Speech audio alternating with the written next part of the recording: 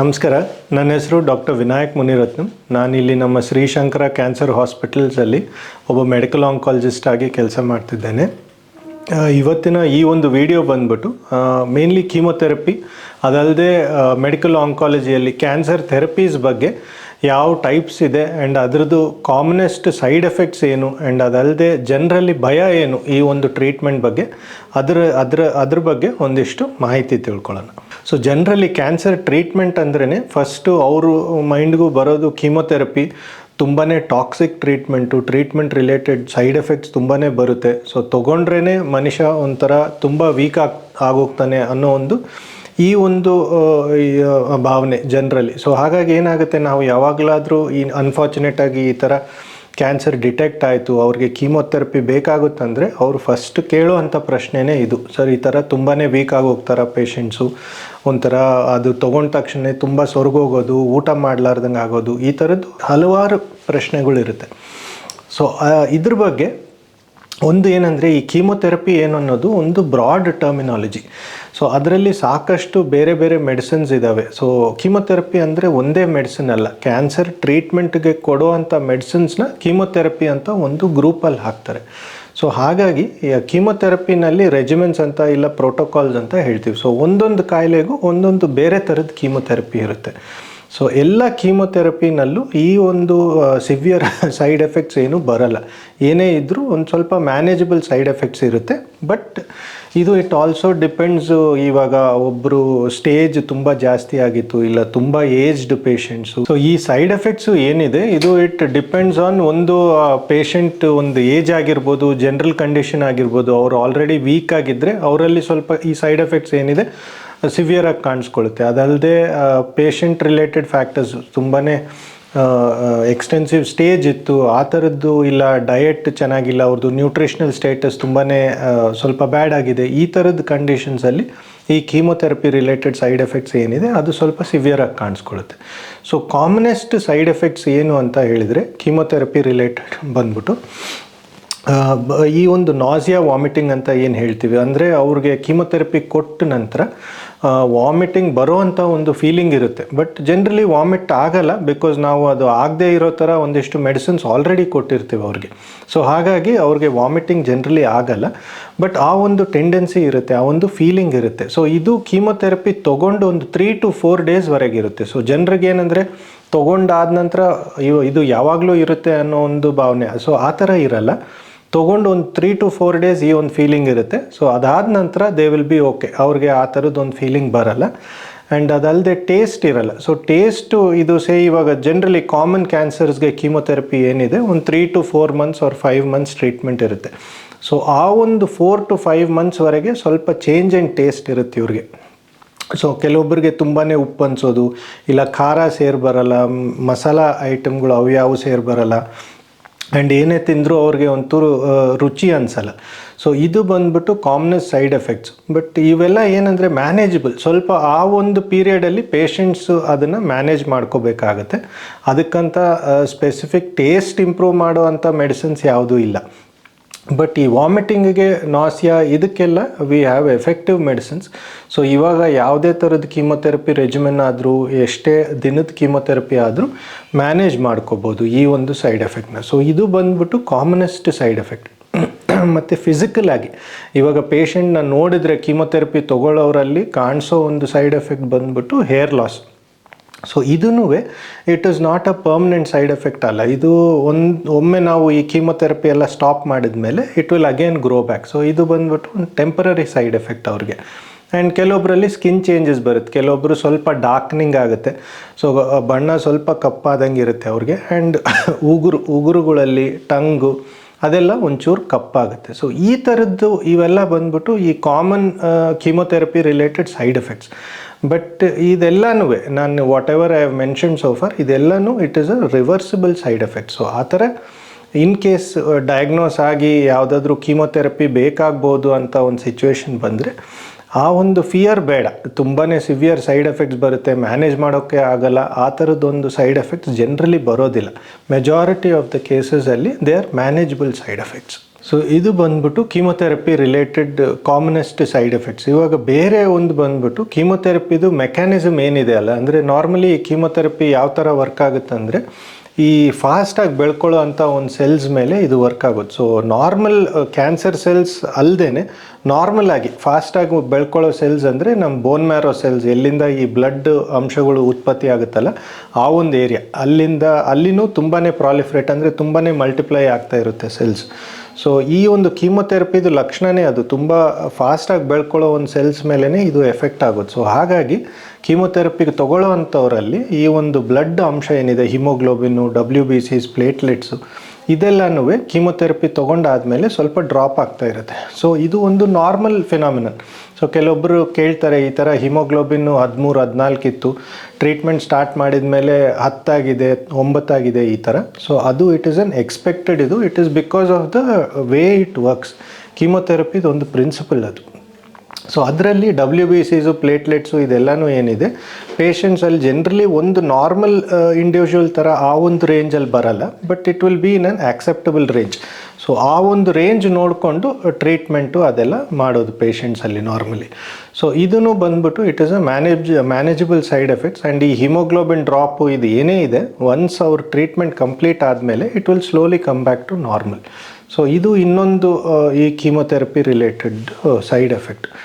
But ಕೆಲವೊಬ್ಬರಲ್ಲಿ ಏನಾಗುತ್ತೆ, ನಾವು ಈ ಒಂದು WBCs ಏನಿದೆ ಇದು ತುಂಬಾ ಡ್ರಾಪ್ ಆಗೋ ಒಂದು ಚಾನ್ಸಸ್ ಇರುತ್ತೆ. ಡ್ರಾಪ್ ಆಗಲಾರ್ದಂಗೆ ಇರೋದಕ್ಕೆ ಒಂದಿಷ್ಟು ಇಂಜೆಕ್ಷನ್ಸ್ ಅದೆಲ್ಲ ಕೊಡ್ತೇವೆ. ಬಟ್ ರೇರ್ ಕೇಸಸ್ ಒಂದು 3%, 2% ಜನರಲ್ಲಿ ಈ ಥರ ಸಿವಿಯರ್ ಆಗಿ ಕಡಿಮೆ ಆಗೋ ಒಂದು ಚಾನ್ಸಸ್ ಇರುತ್ತೆ.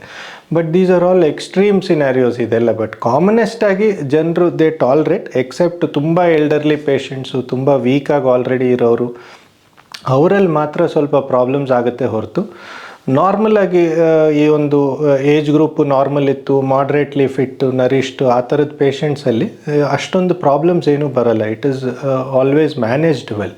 ಸೊ ಈ ಕೀಮೊಥೆರಪಿ ಅಂದ ತಕ್ಷಣ ಆ ಒಂದು ತುಂಬ ಎಕ್ಸ್ಟೆನ್ಸಿವ್ ಸೈಡ್ ಎಫೆಕ್ಟ್ಸ್ ಬರುತ್ತೆ ಅನ್ನೋ ಒಂದು ಭಯ ಬೇಡ.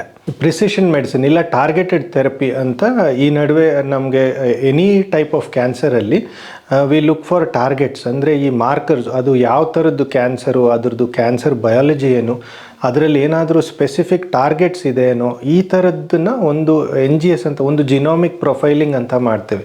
ಸೊ ಯಾವ ಥರದ್ದು ಟ್ಯೂಮರ್ ಅಂತ ನೋಡೋದಕ್ಕೆ. ಸೊ ಅದನ್ನು ನೋಡಿಕೊಂಡು ಅದಕ್ಕೆ ತಕ್ಕಂಗೆ ಟ್ರೀಟ್ಮೆಂಟ್ ಮಾಡೋದು, ಅದು it is targeted therapy. So ಈ ಟಾರ್ಗೆಟೆಡ್ ಥೆರಪಿದು ಅಡ್ವಾಂಟೇಜ್ ಏನಂದರೆ, ಸೊ ಇವಾಗವರೆಗೆ ನಾನು ಏನು ಕೀಮೊಥೆರಪಿ ರಿಲೇಟೆಡ್ ಒಂದಿಷ್ಟು ಸೈಡ್ ಎಫೆಕ್ಟ್ಸ್ ಹೇಳಿದೆ, ಆ ಥರದ್ದು ಒಂದು ಸೈಡ್ ಎಫೆಕ್ಟ್ಸ್ ಏನು ಅದರಲ್ಲಿ ಕಂಡು ಬರಲ್ಲ. ಬಟ್ ಆ ಥರ ಅಂತ ಇದರಲ್ಲಿ ಸೈಡ್ ಎಫೆಕ್ಟ್ಸೇ ಇಲ್ಲ ಅಂತ ಹೇಳಲಿಕ್ಕಾಗಲ್ಲ. ಇದರಲ್ಲಿನೂ ಸೈಡ್ ಎಫೆಕ್ಟ್ಸ್ ಇರ್ತವೆ, but they are very much manageable. Even elderly ಪೇಷಂಟ್ಸಲ್ಲಿ ಎಲ್ಲಿ ನಮಗೆ ಈ ಕೀಮೊಥೆರಪಿ ಕೊಡಲಿಕ್ಕಾಗಲ್ಲ, ಅವ್ರು ತಡ್ಕೊಳ್ಳಲ್ಲ ಅನಿಸುತ್ತೋ ಆ ಥರದ್ದು ಸಿಚುವೇಷನ್ಸಲ್ಲಿ ಈ ಟಾರ್ಗೆಟೆಡ್ ಥೆರಪಿ ಚೆನ್ನಾಗಿ ವರ್ಕ್ ಆಗುತ್ತೆ, ಅವ್ರು ಟಾಲ್ರೇಟು ಮಾಡ್ತಾರೆ. ಸೊ ಈ ಟಾರ್ಗೆಟೆಡ್ ಥೆರಪಿ ಮತ್ತು ಈ ಇಮ್ಯುನೋಥೆರಪಿ ಅಂತ ಏನಿದೆ ಇದ್ರದ್ದು ಒಂದಿಷ್ಟು ಏನು ಹೇಳ್ತೀವಿ ಸೈಡ್ ಎಫೆಕ್ಟ್ಸ್, ಅದ್ರ ಬಗ್ಗೆ ಒಂಚೂರು ಹೇಳ್ತೀನಿ. ಬಟ್ ಮೋಸ್ಟ್ ಆಫ್ ದ ಕೇಸಸಲ್ಲಿ ಈ ಟಾರ್ಗೆಟೆಡ್ ಥೆರಪಿ ಆಗಲಿ ಇಮ್ಯುನೋಥೆರಪಿ ಆಗಲಿ it is very well tolerated. So ಈ ಟಾರ್ಗೆಟೆಡ್ ಥೆರಪಿದು ಎರಡು ಥರ ನಮಗೆ, ಒಂದು ಬಂದ್ಬಿಟ್ಟು ಇಂಜೆಕ್ಟಬಲ್ ಫಾರ್ಮಲ್ಲಿ, ಎರಡನೇದು ಬಂದು ಟ್ಯಾಬ್ಲೆಟ್ಸ್. ಸೊ ಅಲ್ಲಿ commonest side effect, for example tablets ಅಂದ್ಕೊಳ್ಳಿ, ಟ್ಯಾಬ್ಲೆಟ್ಸಲ್ಲಿ ಬಂದುಬಿಟ್ಟು GI ರಿಲೇಟೆಡ್ ಸೈಡ್ ಎಫೆಕ್ಟ್ಸ್, ಅಂದರೆ ಒಂದು ಸ್ವಲ್ಪ ಹೊಟ್ಟೆ ತಳ್ಸ್ದಂಗೆ ಆಗೋದು. ನೀವು ಇವಾಗ ಯಾವುದೇ ಈವನ್ ಆ್ಯಂಟಿಬಯೋಟಿಕ್ ನೀವು ಸಿಂಪಲ್ ಫೀವರ್ಗೆ ಆ ಥರ ತೊಗೊಂಡ್ರು ಒಂಚೂರು ಹೊಟ್ಟೆ ತಳ್ಸ್ದಂಗೆ ಇರುತ್ತೆ, ಲೂಸ್ ಮೋಷನ್ಸ್ ಆಗೋದು. ಸೊ ಈ ಥರದ್ದೊಂದು ಸೈಡ್ ಎಫೆಕ್ಟ್ಸು ಈ ಟಾರ್ಗೆಟೆಡ್ ಟ್ಯಾಬ್ಲೆಟ್ಸಲ್ಲಿ ಬರೋ ಒಂದು ಸಾಧ್ಯತೆ ಇರುತ್ತೆ. But again it is very much manageable, ತೀರಾ ಸಿವಿಯರ್ ಆಗಿ ಏನೂ ಬರಲ್ಲ. But these are common side effects. And rashes ಬರ್ಬೋದು, ಸ್ವಲ್ಪ ಸ್ಕಿನ್ ಟಾಕ್ಸಿಸಿಟಿ, ಇಲ್ಲ ಮುಖದ ಮೇಲೆ ಪಿಂಪಲ್ಸ್ ಬರೋದು, ಸ್ಕಿನ್ ಡ್ರೈನೆಸ್, ಈ ಥರದ್ದೊಂದಿಷ್ಟು ಟ್ಯಾಬ್ಲೆಟ್ ರಿಲೇಟೆಡ್ ಸೈಡ್ ಎಫೆಕ್ಟ್ಸ್ ಬರ್ಬೋದು. ಅದೇ ಥರ ಈ IV ಮೆಡಿಸಿನ್ಸ್, IV ಟಾರ್ಗೆಟೆಡ್ ಥೆರಪಿನಲ್ಲಿನೂ ಆಲ್ಮೋಸ್ಟ್ ಈ ಒಂದು ಸಿಮಿಲರ್ ಸೈಡ್ ಎಫೆಕ್ಟ್ಸೇ ಕಂಡುಬರುತ್ತೆ. ಯಾವುದೇ ಸಿನಾರಿಯೋ ಅಲ್ಲಿ ಈ ಥರ ತುಂಬ ಸಿವಿಯರ್ ಆಗಿ ಆ ಥರ ಏನೋ ಪೇಷಂಟ್ ತೀರಾ ಬ್ಯಾಡ್ ಆಗೋದು ಆ ಥರ ಏನು ಸೈಡ್ ಎಫೆಕ್ಟ್ಸ್ ಕಂಡು ಬರಲ್ಲ. ಸೊ ಇದು ಒಂದು ಟಾರ್ಗೆಟೆಡ್ ಥೆರಪಿ ಇಲ್ಲ ಪ್ರಿಸಿಷನ್ ಥೆರಪಿಯಲ್ಲಿ ಕಾಣಿಸ್ಕೊಳ್ಳೋ ಒಂದಿಷ್ಟು few minimal side effects. And ಇವಾಗ ಈ ಇಮ್ಯುನೊಥೆರಪಿ ಏನಿದೆ ಅದು ಬಂದ್ಬಿಟ್ಟು ಒಂದು ಹೊಸ ಫ್ರಾಂಟಿಯರ್ ಥರ ನಮಗೆ ಯಾವುದೇ ಈ ಒಂದು ಕ್ಯಾನ್ಸರ್ ಆಗಿರಲಿ, ಎನಿ ಆರ್ಗನ್ ರಿಲೇಟೆಡ್ ಕ್ಯಾನ್ಸರ್ ಆಗಿರಲಿ, immunotherapy has a significant role to play ಅಂತ ಹೇಳ್ಬೋದು. ಅಂದರೆ ನಮಗೆ ಯಾವುದೇ ಒಂದು ಸ್ಟೇಜ್ ಆಗಿರ್ಬೋದು ಇಲ್ಲ ಪೇಷಂಟ್ ಕಂಡೀಷನ್ ಬ್ಯಾಡ್ ಆಗಿದ್ರೂ ಇದು it is like a hope. ನಮಗೆ ಏನಾದರೂ ಟ್ರೀಟ್ ಮಾಡಬೇಕಂದ್ರೆ ಅದಕ್ಕಂತ ಒಂದಿಷ್ಟು ಮಾರ್ಕರ್ಸ್ ಇದ್ದಾವೆ ಇಮ್ಯುನೊಥೆರಪಿಗೆ. ಆ ಮಾರ್ಕರ್ಸ್ನ ಚೆಕ್ ಮಾಡಿಬಿಟ್ಟು ಅದರದ್ದು ಪರ್ಸೆಂಟೇಜ್ ಏನಾದರೂ ಚೆನ್ನಾಗಿತ್ತು ಇಲ್ಲ ಎಕ್ಸೆಸಿವ್ ಇದರಲ್ಲಿತ್ತು ಅಂದರೆ ನಾವು ಇಮ್ಯುನೊಥೆರಪಿ ಸ್ಟಾರ್ಟ್ ಮಾಡ್ಕೋಬೋದು ಅವ್ರಿಗೆ. ಸೊ ಈ ಇಮ್ಯುನೊಥೆರಪಿ ಯಾವ ಥರ ವರ್ಕ್ ಆಗುತ್ತೆ ಅಂದರೆ ಇದು ಡೈರೆಕ್ಟಾಗಿ ಕ್ಯಾನ್ಸರ್ ಮೇಲೆ ವರ್ಕ್ ಆಗೋಲ್ಲ. ನಾರ್ಮಲಿ ಜನರಲ್ ಹೇಗಂದರೆ ನಮಗೆ ಎನಿ ಇನ್ಫೆಕ್ಷನ್ ಬಂದ್ರೂ ಫಸ್ಟ್ ಡಿಫೆನ್ಸ್ ಬಂದ್ಬಿಟ್ಟು ಇಮ್ಯೂನ್ ಸಿಸ್ಟಮ್. ಸೊ ಅದೇ ರೀತಿಯಲ್ಲಿ ಕ್ಯಾನ್ಸರು ಅಷ್ಟೇ. Cancer is like a foreign body ನಮಗೆ. ಸೊ ಫಾರಿನ್ ಬಾಡಿ ಏನೇ ಇದ್ದರೂ it is first detected by the immune system. So ಕ್ಯಾನ್ಸರಲ್ಲಿ ಪ್ರಾಬ್ಲಮ್ ಏನಂದರೆ ಈ ಕ್ಯಾನ್ಸರ್ ಸೆಲ್ ಏನಿದೆ ಆ ಡಿಟೆಕ್ಷನ್ ಆಗಲಾರ್ದಂಗೆ it has a mechanism. So ಅದೇನಾಗುತ್ತೆ, ಇಟ್ ಯೂಸಸ್ ಆ ಒಂದು ಮೆಕ್ಯಾನಿಸಮ್ ಇದರಲ್ಲಿ it will evade the immune system. ಅಂದರೆ ಇಮ್ಯೂನ್ ಸಿಸ್ಟಮ್ಗೆ ಡಿಟೆಕ್ಟ್ ಆಗಲಾರ್ದಂಗೆ ಹೋಗುತ್ತೆ. ಸೊ ಈ ಇಮ್ಯುನೊಥೆರಪಿ ಡ್ರಗ್ಸ್ ಏನಿದೆ, ಸೊ ಈ ಕ್ಯಾನ್ಸರ್ ಸೆಲ್ ಏನು ಮೆಕ್ಯಾನಿಸಮ್ ಯೂಸ್ ಮಾಡುತ್ತೆ ಈ ಥರ ಡಿಟೆಕ್ಟ್ ಆಗಲಾರ್ದಂಗೆ ಇರೋದಕ್ಕೆ, ಅದನ್ನು ಬ್ಯಾರಿಯರ್ ಆಗಿ ಅದನ್ನು ಬ್ಲಾಕ್ ಮಾಡಿಕೊಂಡು, ಹಾಗಾಗಿ ಏನಾಗುತ್ತೆ ಇವೆಂಚುವಲಿ ಜನರದ್ದು ಇಮ್ಯೂನ್ ಸಿಸ್ಟಮ್ ಏನಿದೆ ಅದೇ ಹೋಗ್ಬಿಟ್ಟು ಕ್ಯಾನ್ಸರ್ನ it will attack those cancer cells. So ಅದು ಒಂದು ಬೇಸಿಕ್ ಪ್ರಿನ್ಸಿಪಲ್ ಇಮ್ಯುನೊಥೆರಪಿದು. ಸೊ ನಮ್ಮ ಓನ್ ಇಮ್ಯೂನ್ ಸಿಸ್ಟಮ್ ಅದ್ರ ಮೇಲೆ ಆ್ಯಕ್ಟ್ ಆಗೋದ್ರಿಂದ ಅದರಲ್ಲಿ ಅಷ್ಟೊಂದು ಏನು ಸೈಡ್ ಎಫೆಕ್ಟ್ಸ್ ಥರ ಏನೂ ಕಂಡು ಬರಲ್ಲ. ಓನ್ಲಿ ಥಿಂಗ್ ಏನಂದರೆ ಈ ಇಮ್ಯೂನ್ ರಿಲೇಟೆಡ್ ಸೈಡ್ ಎಫೆಕ್ಟ್ಸ್ ಕಾಣಿಸ್ಬೋದು ಇನ್ನು ವೆರಿ ಸ್ಮಾಲ್ ಪರ್ಸೆಂಟೇಜಲ್ಲಿ. ಇಮ್ಯೂನ್ ರಿಲೇಟೆಡ್ ಸೈಡ್ ಎಫೆಕ್ಟ್ಸ್ ಏನಪ್ಪ ಅಂದರೆ ಇವಾಗ ಕೆಲವೊಂದು ಈ ಪ್ಯಾನ್ಕ್ರಿಯಾಟಿಕ್ ಎನ್ಸೈಮ್ಸ್ ಅಂತ ಹೇಳ್ತೀವಿ, ಎನ್ಸೈಮ್ಸ್ ಏನಾದರೂ ವೇರಿ ಆಗ್ಬೋದು. ಇಲ್ಲ ಥೈರಾಯ್ಡ್ ಪ್ರೊಫೈಲ್ ಮಾಡಿಸಿದಾಗ ಈ ಥೈರಾಯ್ಡ್ ಮಾರ್ಕರ್ಸ್ ಎಲ್ಲ ಸ್ವಲ್ಪ ಅಬ್ನಾರ್ಮಲ್ ಆಗೋದು. ಇಲ್ಲ ನ್ಯೂಮೊನೈಟಿಸ್ ಅಂತ ಹೇಳ್ತೀವಿ, ಸ್ವಲ್ಪ ಇನ್ಫ್ಲಮೇಷನ್ ಆಗುತ್ತೆ. ಸೊ ಇನ್ಫ್ಲಮೇಷನ್ ಆಗೋದ್ರಿಂದ ಬ್ರೀದಿಂಗ್ ಡಿಫಿಕಲ್ಟೀಸು, ಈ ಥರ ಲಿವರ್ ಎನ್ಸೈಮ್ಸ್ ಎಲಿವೇಟ್ ಆಗೋದು. ಸೊ ಈ ಥರದ್ದು ಒಂದಿಷ್ಟು ಸೈಡ್ ಎಫೆಕ್ಟ್ಸ್ ಅದರಲ್ಲಿ ಕಂಡು ಬರ್ಬೋದು. ಬಟ್ ಅದು ಜನರಲಿ ಆ ಥರ ಏನಾದರೂ ಕಾಣಿಸ್ಕೊಂಡ್ರೂ ಒಂದಿಷ್ಟು ಡೋಸಸ್ ಆಫ್ ಸ್ಟೆರಾಯ್ಡ್ಸೋ ಇಲ್ಲ ಮೆಡಿಸಿನ್ಸ್ ಹಾಕ್ಬಿಟ್ಟು ಅದು it will get very well controlled. Rare ಸಿನಾರಿಯೋಸಲ್ಲಿ ಇಮ್ಯೂನ್ ಫ್ಲೇರ್ ಅಂತ ಆಗುತ್ತೆ, ವೇರ್ ಸ್ವಲ್ಪ ಕಂಟ್ರೋಲ್ ಮಾಡೋದು ಕಷ್ಟ ಆಗ್ಬೋದು. But that is in a very very small percentage. But majority of the ಕೇಸಸಲ್ಲಿ immunotherapy is a very good option irrespective of the tumour type. Tumour ಯಾವುದೇ organ ಆಗಿರ್ಬೋದು, ಯಾವುದೇ ಸ್ಟೇಜ್ ಆಗಿರ್ಬೋದು, ಆ್ಯಂಡ್ ಎಷ್ಟೇ ವಯಸ್ಸಾಗಿರೋರಾಗಲಿ, ಸೊ ಎಲ್ಲರಲ್ಲೂ this is a very good option. So ಇದು ಬಂದ್ಬಿಟ್ಟು ನಮ್ಮದು ಇನ್ ಬ್ರೀಫ್ ಅಬೌಟ್ ಈ ಮೆಡಿಕಲ್ ಆಂಕಾಲಜಿ ರಿಲೇಟೆಡ್ ನಮ್ದು ಏನೇ ಟ್ರೀಟ್ಮೆಂಟ್ ಇದೆ ಆ್ಯಂಡ್ ಅದಕ್ಕೆ ತಕ್ಕಂಥ ಒಂದು usually commonest side effects. So ಈ ಕಾಮನೆಸ್ಟ್ ಅಂದರೆ ಆಲ್ಮೋಸ್ಟ್ ಒಂದು 95% ಜನರಲ್ಲಿ it will all B manageable side effects. ಯಾವುದೇ ಕಾರಣಕ್ಕೂ ತೀರಾ ಟ್ರೀಟ್ಮೆಂಟೇ ಸ್ಟಾಪ್ ಮಾಡಿಬಿಡ್ಬೇಕು, ಅವರು ತುಂಬ ಬ್ಯಾಡ್ ಆಗೋದ್ರು, ಆ ಥರದ ಸಿಚುವೇಶನ್ಸ್ ಕಂಡು ಬರಲ್ಲ. ಸೊ ಇದು ಒಂದು ಸ್ಮಾಲ್ ವಿಡಿಯೋ ನಿಮಗೆ ಈ ಕೀಮೊಥೆರಪಿ ರಿಲೇಟೆಡು ಮತ್ತು ಟಾರ್ಗೆಟೆಡ್ ಥೆರಪಿ ರಿಲೇಟೆಡ್ ಬಗ್ಗೆ ಒಂದಿಷ್ಟು ಸೈಡ್ ಎಫೆಕ್ಟ್ಸ್ ಬಗ್ಗೆ ನಿಮಗೆ ಮಾಹಿತಿ ಏನೋ ಒಂದು ತಲುಪಿದೆ ಅನ್ಕೋತೀನಿ. ಸೊ ಮೇನ್ಲಿ ಈ ಟ್ರೀಟ್ಮೆಂಟ್ ರಿಲೇಟೆಡ್ ಭಯ ಬೇಡ, it is very much manageable. And ಈ ನಡುವೆ ಇಷ್ಟೊಂದು ಹಲವಾರು ಆಪ್ಷನ್ಸ್ ಇದ್ದಾವೆ, ಹೊಸ ಮೆಡಿಸಿನ್ಸ್ ಬಂದಿದೆ, ಬೆಟರ್ ಫಾರ್ಮುಲೇಷನ್ಸಲ್ಲಿ ಕೀಮೊಥೆರಪಿ ಸಿಗುತ್ತೆ. ಸೊ ನಾನು ಹೇಳಿರೋ ಅಷ್ಟು ಪರ್ಸೆಂಟೇಜಲ್ಲೂ ಸೈಡ್ ಎಫೆಕ್ಟ್ಸ್ ಕಾಣಿಸ್ಕೊಳ್ಳಲ್ಲ. ಸೊ ಆ ಒಂದು ಭಯ ಬೇಡ ಜನರಲ್ಲಿ. ಸೊ ಆ ಒಂದು ಸೈಡ್ ಎಫೆಕ್ಟ್ಸು ಮತ್ತು ಈ ಕೀಮೋ ಬಗ್ಗೆ ಮಾಹಿತಿ ತಲುಪಿದೆ ಅನ್ಕೋತೀನಿ. ಸೊ ವೀಕ್ಷಕರಿಗೆಲ್ಲರಿಗೂ ವಿಡಿಯೋ ನೋಡಿದ್ದಕ್ಕೆ ಧನ್ಯವಾದಗಳು. Thank you.